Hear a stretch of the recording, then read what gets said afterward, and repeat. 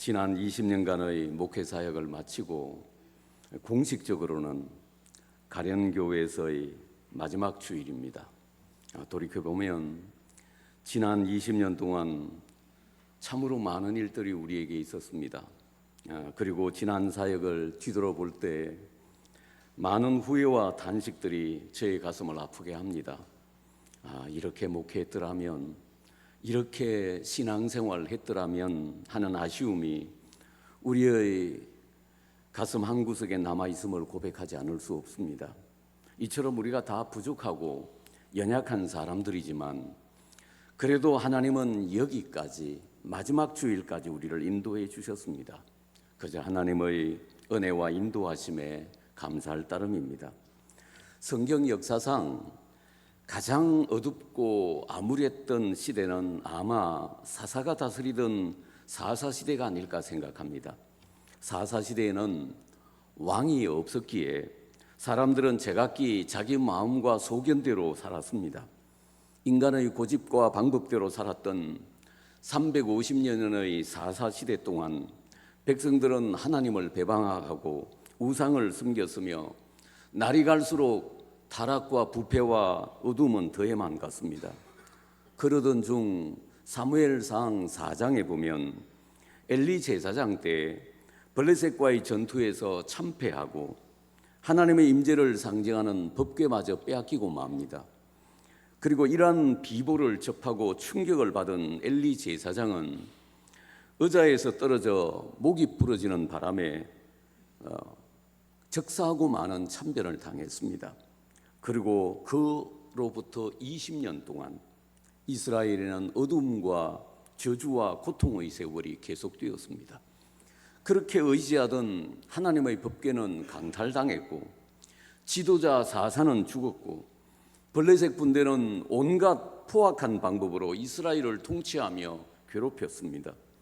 그렇게 어둠의 세월 20년이 지나고 나자 이스라엘에 다시 희망이 싹트기 시작합니다. 그 시작은 사무엘이라고 하는 영적 지도자가 등장하고부터였습니다. 그리고 마침내 실패의 잿더미 위에서 꿈틀거리며 일어난 이스라엘은 블레셋을 물리치고 승리하게 되는 것입니다. 그러면 이스라엘이 그 비참한 실패와 좌절의 역사를 딛고 일어나 승리할 수 있었던 비결은 무엇일까요? 첫째로 그들은 이제 여호와를 사모하기 시작합니다. 여러분, 하나님이 선택하신 선민 이스라엘 백성들, 하나님만 섬기라고 선택받은 이스라엘 백성들이 하나님을 버렸습니다. 그리고 오랫동안 우상을 섬기며 자기 마음과 정욕대로 살아왔습니다. 그러다가 이스라엘 최고의 보물이라고 할 수 있는 법궤가 빼앗기고 대제사장이 죽는 최악의 상황까지 몰렸습니다. 그리고 이스라엘 백성들은 끊임없는 블레셋의 공격과 학대에 시달리며 절망과 고통의 나날을 보내고 있었습니다. 이런 고통스러운 나날이 계속되자 이스라엘 백성들은 그제야 하나님을 그리워하며 하나님을 찾기 시작합니다. 1절에 보시면 그들은 잃어버린 법궤를 되찾았고 법궤 지키는 일에 최선을 다합니다. 그동안 소홀히 했던 하나님의 일에 관심을 기울이기 시작한 것입니다. 그리고 2절에서는 이스라엘 온 족속이 여호와를 사모하니라고 했습니다. 그들은 이제 여호와를 사모하기 시작합니다. 그동안 잊고 있었던 여호와 신앙을 다시 찾기 시작합니다. 그들은 이제 세상에서 의지할래야 의지할 것이 없었습니다. 그들이 의지했던 세상과 우상은 그들에게 실망밖에 주질 않았습니다. 이제는 하나님밖에 없습니다. 그래서 다시 하나님을 사모하고 하나님을 찾기 시작한 것입니다. 하나님을 떠나 당자처럼 저주와 고통 속에서 비참하게 살던 이스라엘 백성들이 이제 눈을 들어 하나님을 바라보며 하나님을 사모합니다. 이렇게 하나님을 사모하면 하나님은 좋은 것으로 채워주십니다. 주님은 시편 107편 9절에서 그가 사모하는 영혼에게 만족을 주시며 줄인 영혼에게 좋은 것으로 채워주심이로다고 하셨습니다. 사랑하는 여러분, 실패와 좌절을 딛고 다시 일어나기를 원하신다면, 회복과 부흥을 원하신다면 주님을 사모하시기 바랍니다. 말씀의 부족을 느끼신다면 뜨거운 열망으로 다시 하나님 말씀 앞으로 나오시기 바랍니다. 하나님과 만나던 기도의 시간을 잃어버리고 신앙의 슬럼프에 빠져 있다면 다시 하나님의 얼굴을 대면하는 기도의 시간을 회복하시기 바랍니다. 여러분, 무엇보다도 하나님을 사모하십시오. 이스라엘 백성들은 그동안 잊고 있었던 하나님을 사모하며 다시 하나님을 찾기 시작합니다. 이게 회복의 시작입니다. 사모하는 자에게 채워주시는 주님께서 여러분의 사모하는 영혼에 좋은 것으로 채워주시기를 축원합니다. 둘째로 이스라엘 백성들은 회개하기 시작합니다. 당시 이스라엘 백성들은 하나님을 버리고 바알과 아스타롯 우상을 섬기고 있었습니다. 그러나 이스라엘 백성들이 다시 하나님을 사모하기 시작한 이 마당에 우상 숭배를 계속할 수는 없었습니다. 그래서 사무엘 선지자는 백성들에게 외쳤습니다. 너희가 전심으로 여호와께 돌아오려거든 이방 신들과 아스타롯을 너희 중에서 제하고 너희 마음을 여호와께로 향하여 그만 숨기라. 사무엘은 너희들이 진짜 여호와께로 돌아오려거든 우상을 버려야 한다고 말씀했습니다. 하나님을 섬기면서 동시에 우상을 섬기는 것은 있을 수 없는 일이기 때문입니다. 제가 전도사로서 신학교 다닐 때였습니다. 잠시 시골에서 단독 목회를 한 적이 있었는데 저희 교회 지능은 약간 떨어지지만 마음씨가 아주 착한 권찰님이 한 분 계셨습니다. 당시에는 요즘은 그러지 않습니다만 집사 직분을 주기 전에 약 1년 정도 권찰 직분을 주었습니다. 그런데 그 권찰님의 연세 많은 시어머니가 얼마나 이 며느리 권찰님을 핍박하는지 몰라요. 교회 간다고 구박을 하고 말도 안 되는 이유로 생터집을 잡고 해요. 그런데 어느 날 그 할머니가 코피를 쏟고 정신을 잃어가고 있으니 와서 기도해 달라는 연락이 왔습니다. 그래서 집사람과 함께 달려가 보니 그 연약하고 조그만한 할머니가 세숫대야를 방에다 들여다 놓고 코피를 콸콸콸 쏟아내고 있어요. 정말 그렇게 코피를 쏟으면 1시간 내로 죽을 것 같더라고요. 그래서 예배드리고 기도했더니 정말 거짓말같이 코피가 멈추는 거예요. 우리는 얼마나 기뻤던지요. 그래서 할머니 이제 교회도 나오시고 하나님 섬기고 삽시다 라고 했더니 교회도 나가고 하나님도 믿겠다고 해요.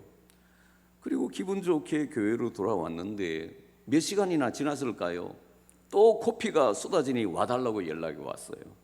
그래서 이게 웬일인가 하고 달려가 보니 여전히 세숫대에다가 코피를 펑펑펑 쏟아내고 있었습니다.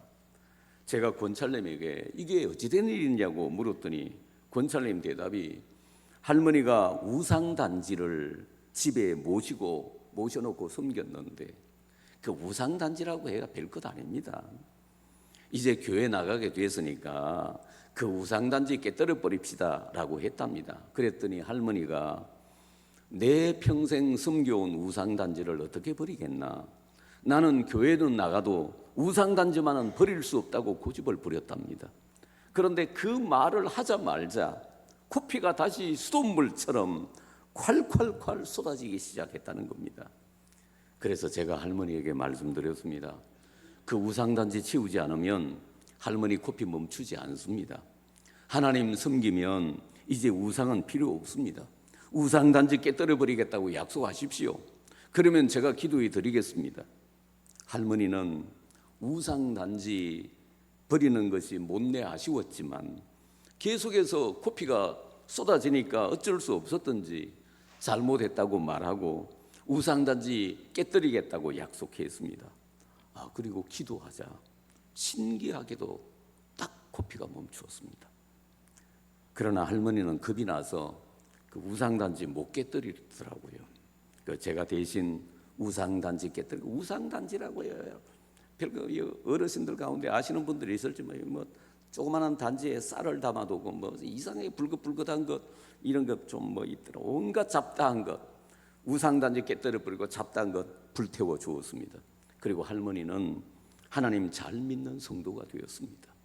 사랑하는 여러분, 우린 두 주인을 섬길 수 없습니다. 하나님도 섬기고 우상도 섬길 수는 없는 것입니다. 우리 예수 믿는 사람들이 부처 같은 죽은 우상을 섬길 사람은 아무도 없을 겁니다. 그렇다면 오늘날 우리에게 문제가 되는 우상은 무엇일까요? 하나님보다 더 사랑하는 것, 하나님 앞에 나가는데 방해되는 일체의 것이 다 우상이 될 수 있습니다. 그렇다면 오늘 하나님을 섬기는 당신의 마음을 빼앗고 당신의 신앙의 길을 방해하는 우상은 무엇입니까? 여러분이 정말 하나님 섬기기를 원하신다면 무엇보다도 이런 우상을 과감하게 제거해 버려야 합니다.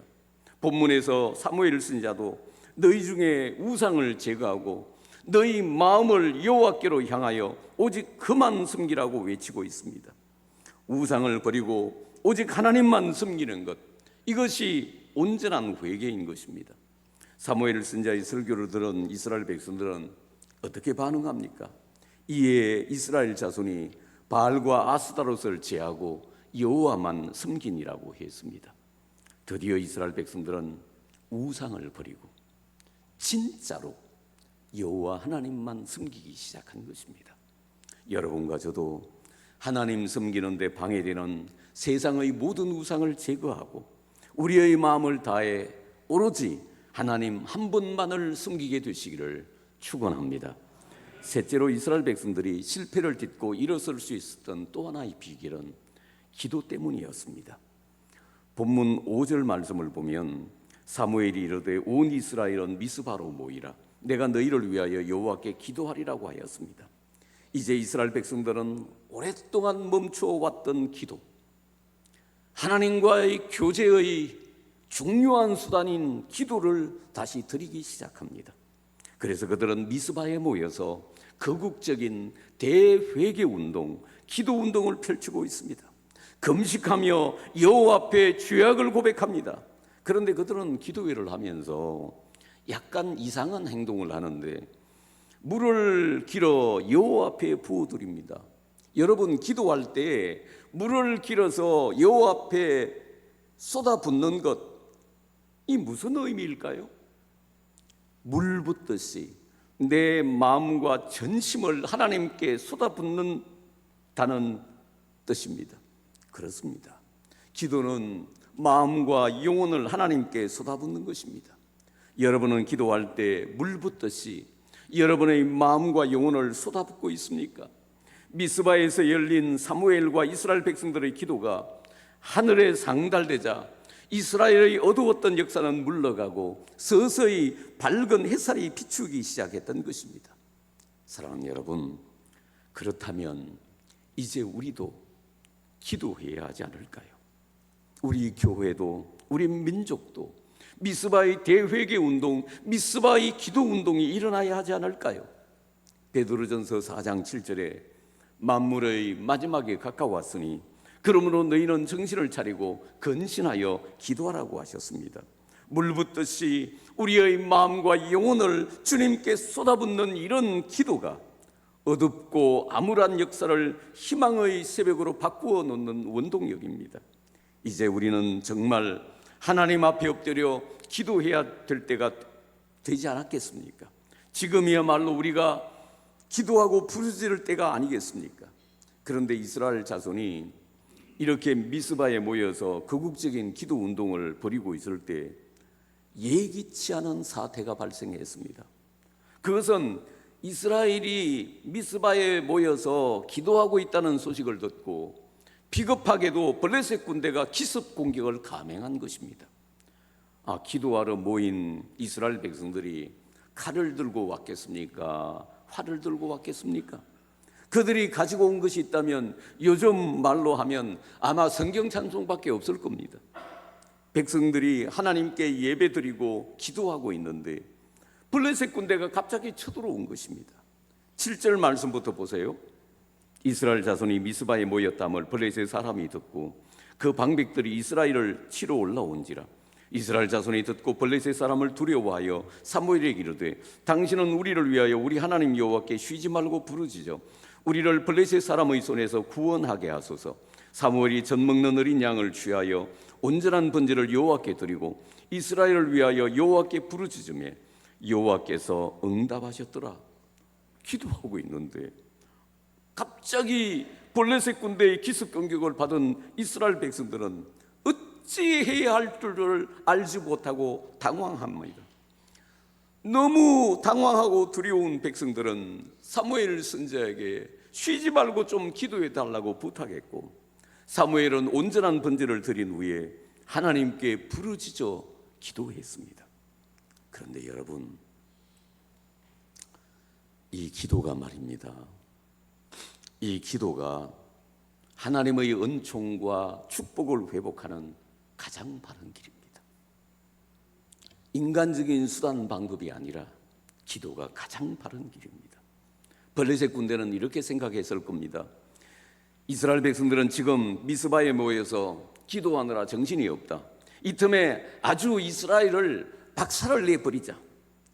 그러나 하나님께서는 미스바에 모여서 온전히 회개하며 부르짖는 사무엘과 이스라엘 백성들을 보호해 주셨습니다.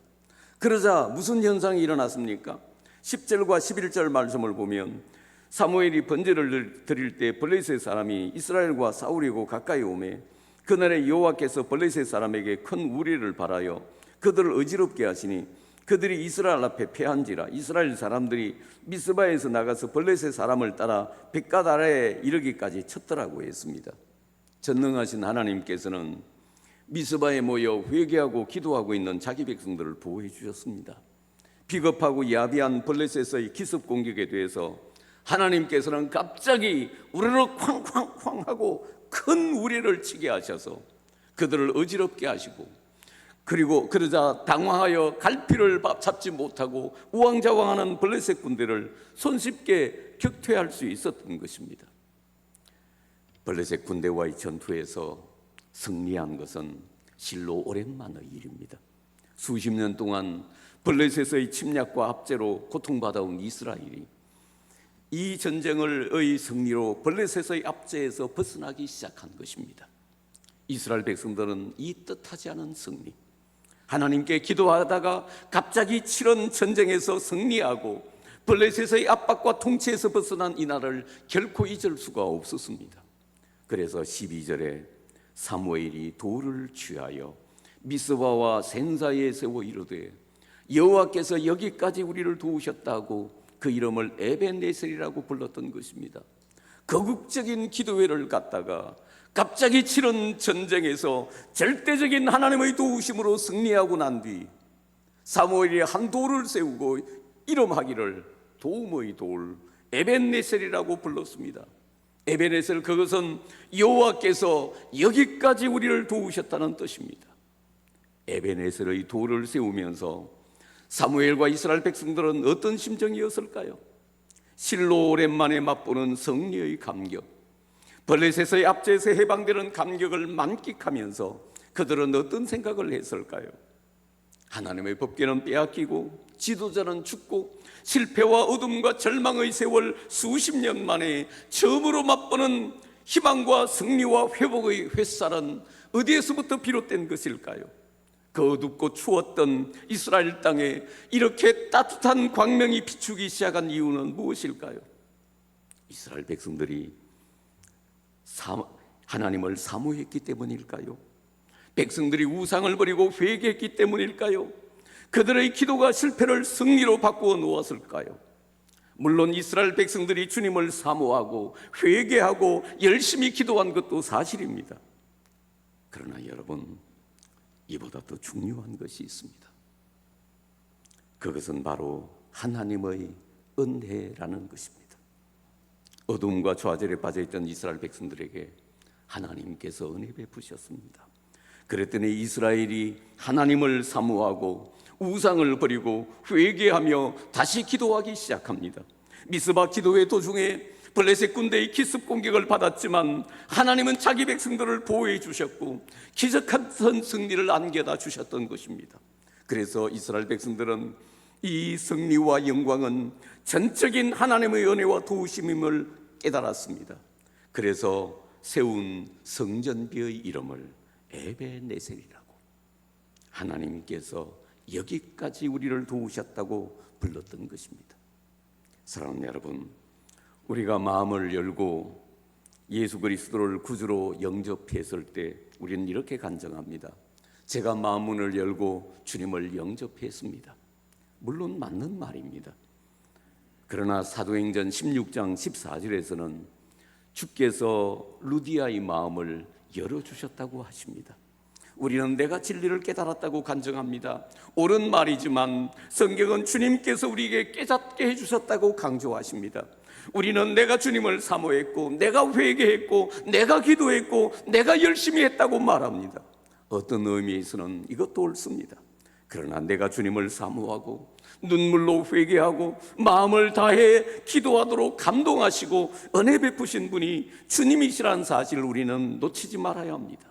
내가 무엇을 하고 내가 충성하고 내가 열매 맺은 줄 알았는데 나에게 일하도록 허락하시고 여기까지 올 수 있도록 인도하시는 분은 하나님이라는 사실입니다.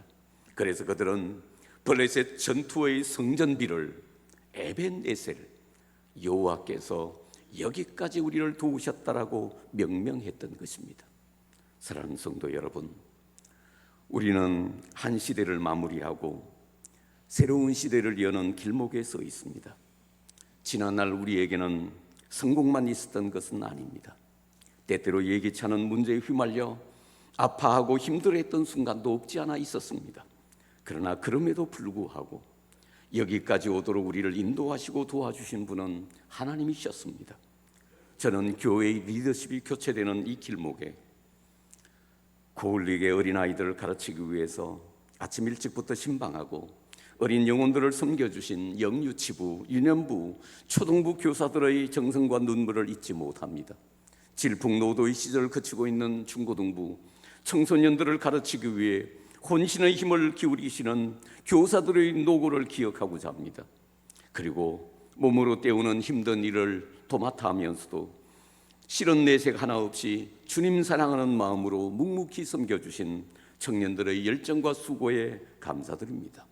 언제나 따뜻하고 밝은 빛으로 새가족들을 섬겨주신 새가족부 교사들과 작은 목자의 심정으로 구역 식구들을 신방하고 섬겨주신 구역장 권찰님들의 희생과 봉사를 기억합니다. 매주 영감 넘치는 찬양으로 은혜를 끼쳐주신 시온 찬양대와 호산나 찬양대를 비롯한 각 찬양대의 지휘자와 반주자들 그리고 대원들의 수고에 감사드립니다. 1년 52주 동안 안내위원, 헌금위원, 차량봉사 그리고 방송실에서 성실하게 섬겨주신 분들께 감사드립니다. 매주 성도들에게 맛있는 식사를 제공하기 위해서 주방에서 애쓰신 봉사부원들과 여전도회 회원들의 수고와 봉사를 기억합니다. 매주 화요일이 되면 어김없이 교회에 나와서 전도지를 들고 거리와 집집을 누비며 그리스도의 사랑을 전하신 전도대원들의 아름다운 발을 기억하고자 합니다. 그리고 주의 종과 성도와 교회를 위해 그리스도의 심장을 가지고 기도하는 도구기도 사역자들의 사역에 깊이 감사드립니다. 여러모로 부족함이 많은 목사임에도 불구하고 지난 20년 동안 아론과 훌처럼 목사의 팔을 붙들어주고 보필하며 저희 든든한 버팀목이 되어주셨던 장로님들의 사랑과 격려를 기억하고자 합니다. 제가 몇 년 제법돼서 한 4, 5년 됐을까? 어느 자리에서 그냥 편안한 마음으로 그 텔레비에서 일본 북해도라고 있어요.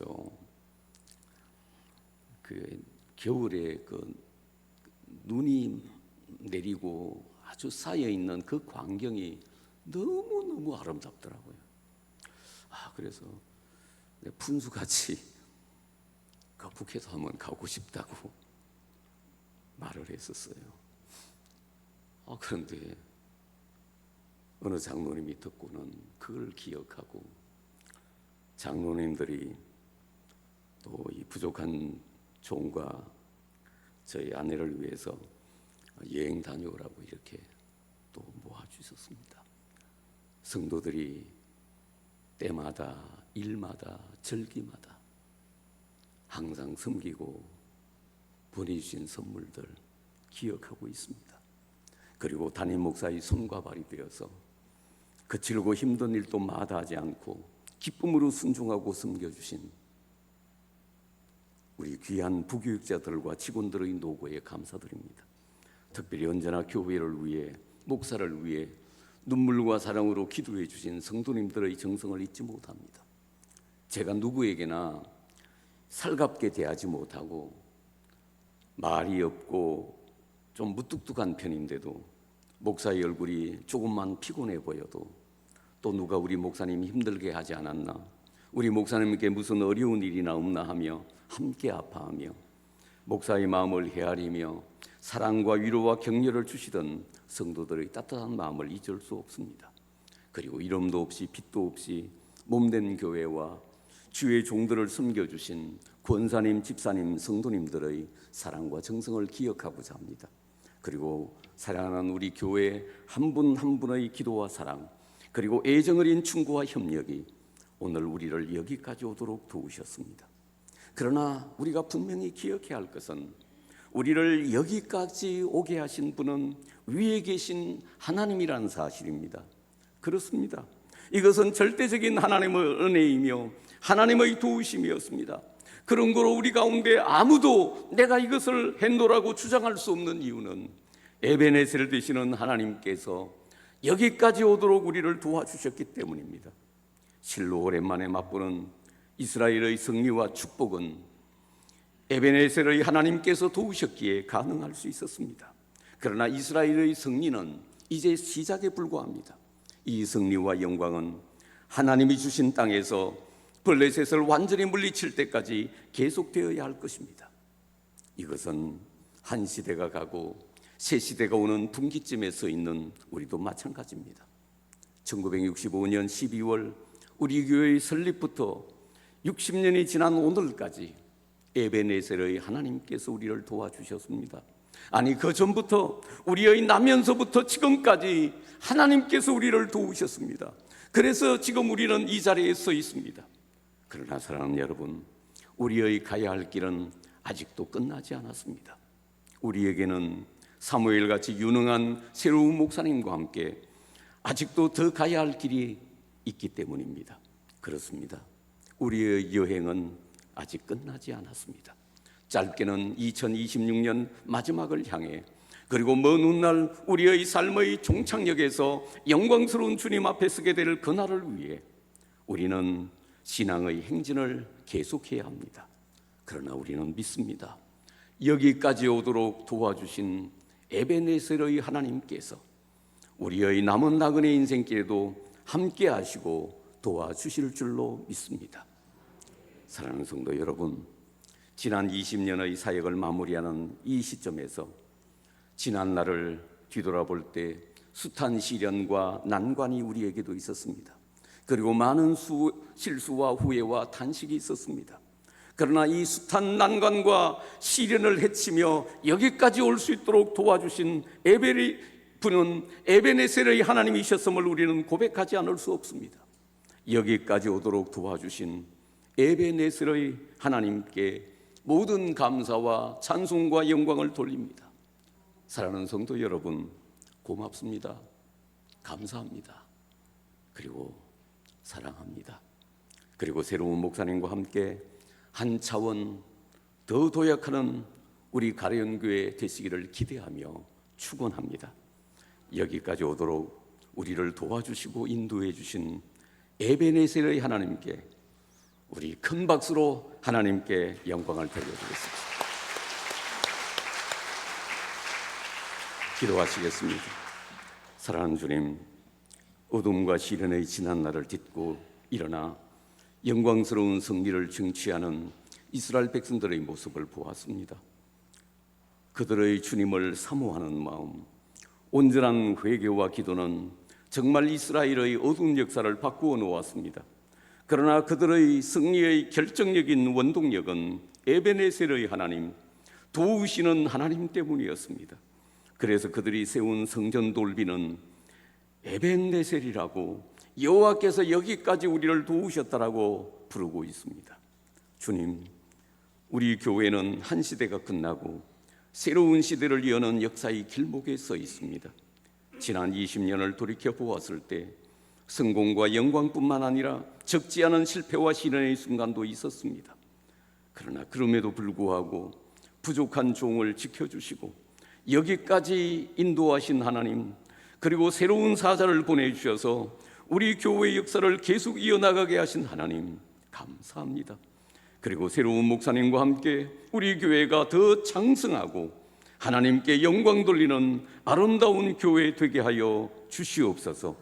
지금까지 종과 우리 교회를 인도하시고 도와주신 에베네셀의 하나님께 마음을 다해 감사 찬송드립니다. 우리의 나면서부터 지금까지 우리를 도와주신 하나님, 앞으로도 우리의 나머지 인생길에도 에베네셀의 하나님 도와주시옵소서, 인도하여 주시옵소서. 그리하여 우리의 삶의 마지막 종점에서 우리 모두 부끄러움 없이 하나님 앞에 서게 하여 주시옵소서. 우리 이제 피차 헤어질 수밖에 없지만 어디에 있든지 기도로 교통하게 하시고 서로가 서로에게 기쁨과 자랑과 면류관이 되게 하옵시고 다음에 다시 만날 때는 주님 앞에 더 아름다운 모습으로 만나게 하여 주시옵소서. 예수님 이름으로 기도하옵나이다. 아멘.